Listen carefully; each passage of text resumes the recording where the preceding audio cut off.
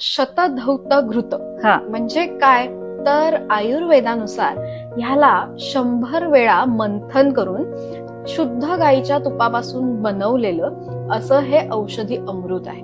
बर. सो ह्याला अमृत का म्हटलं जातं, तर आपण जेव्हा ही बनवण्याची प्रक्रिया करतो तेव्हा एक प्रकारचं मंथन आपण करत असतो. जेव्हा थंड पाणी आपण त्या तुपात घालतो आणि त्याला घुसळून हे तयार केलं जात असतं, तर ही मंथनाची प्रक्रिया केली जात असते. आणि त्याच्यातून जेव्हा ही प्रक्रिया पूर्ण होते तेव्हा अगदी मऊसूद असं क्रीम तयार होतं. म्हणजे जे तूप आहे त्यापासूनच हे क्रीम तयार होत असतं. सो ह्याला आयुर्वेदानुसार शतधौत घृत असं म्हटलं जातं. शत म्हणजे 100 आणि घृत म्हणजे तूप आणि धौत म्हणजे धुतलेलं. हा साधा त्याचा अर्थ आहे. आणि आयुर्वेदानुसार ह्याचा वापर आपण अनेक प्रकारच्या स्किन डिसीजेस मध्ये सुद्धा करतो.